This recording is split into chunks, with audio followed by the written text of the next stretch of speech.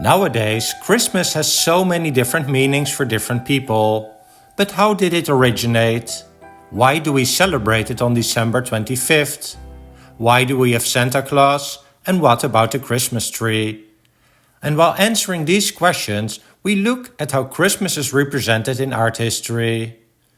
The one thing we probably all know is that Christmas is tightly connected with the birth of Jesus, also known as Christ, explaining part of the name Christmas.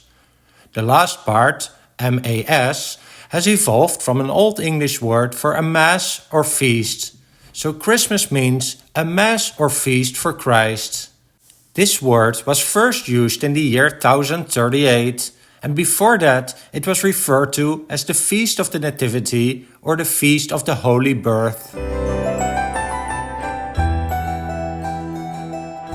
The first reliable reference to the celebration of Christmas was made in the year 354 AD and mentioned that Christmas was celebrated 18 years earlier, so the first Christmas took place in the year 336 AD or sometime before that. Unlike some other Christian celebrations, Christmas was not adapted from an earlier Christian or pagan celebration, leading to the question of why it takes place on December 25. Well, the Annunciation of the birth of Christ was believed to have taken place on March 25, and so 9 months later makes December 25. There are other theories that it takes place near the shortest day of the year in the northern hemisphere, at the winter solstice, and that Jesus represents the light that entered the world. Or that it replaced another Roman celebration on that day. But these theories have much less support.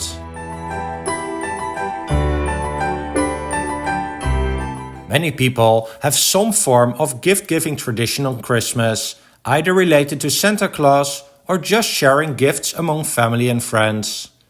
The idea of gifts goes back to the wise men or magi who traveled from far to present baby Jesus with the gifts of myrrh, frankincense and gold, captured here by the German artist Albrecht Dürer. Originally, this Day of the Magi was celebrated on January 6, but over time many have combined this story with Christmas on the 25th. And there's more to this tradition, long before Santa came into the picture. The Romans celebrated the Saturnalia holiday between December 17 and 23 in honor of the Roman god of agriculture, Saturn. It was a common tradition to exchange some gifts on December 19. These were not large gifts and often seen as a form of entertainment, either amusing or scaring the recipient. And on top of that, the Romans also exchanged some bigger gifts around New Year in celebration of Strenia, the goddess of health. And as Christmas was celebrated in the same period, some of these traditions were slowly incorporated into Christmas. There was also a more general medieval tradition of sharing some gifts in wintertime, particularly for poor people and children. And then there's the story of Saint Nicholas, a 4th century bishop who was known to provide anonymous gifts to those in need.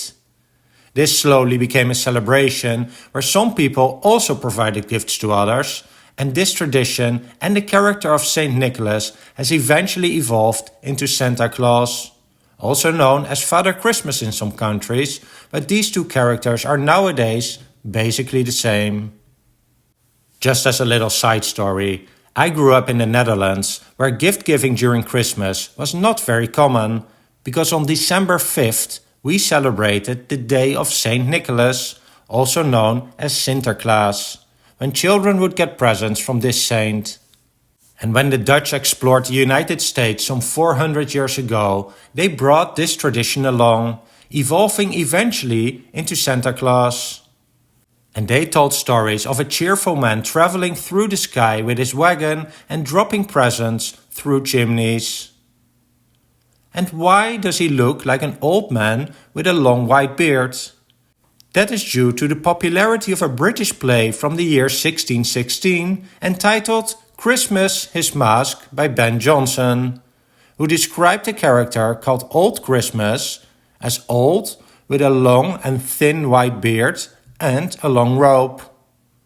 And here is one of the first illustrations of Santa Claus as we know him today, created by the German-American illustrator Thomas Nast, who created this image for the cover of Harper's Weekly in 1863. Here's a painting from 1891 by the Danish artist Viggo Johansen, showing a family singing and dancing around a Christmas tree filled with lights and other decorations. The idea of the Christmas tree originated in 15th century Germany and got popular among the German Protestants in the 16th century. They would put an evergreen tree in their house in winter, and they would decorate the tree with things like wafers, paper roses, apples, and sugar ornaments. They did not only choose an evergreen tree because it would make no sense to put a tree which has shed its leaves. The fact that the evergreen tree never loses its color was seen as a symbol of the eternal life that people could get when believing in God. And legend has it that Martin Luther was the first one to light that tree up with candles. So, we have an idea of the history of Christmas throughout the centuries. But why has it become such a popular holiday? In the 19th century, there were two particular stories that have significantly contributed. The first one is A Christmas Carol by Charles Dickens. And the second one is The Night Before Christmas by Clement Clarke Moore. Both stories are still very popular today. And on top of that, Christmas has developed into a very commercial holiday with mass marketing of the ideas of Santa Claus and gift giving. Well, I hope that this video answered some of your questions related to Christmas, and I am aware that there is not always one correct answer to some of these Christmas traditions. So I'm curious to hear any other theories you may have explaining Christmas. Or if you have any other questions, just leave them in the comment section down below. And if you want to support the channel, don't forget to hit the like and subscribe buttons. Merry Christmas to all of you.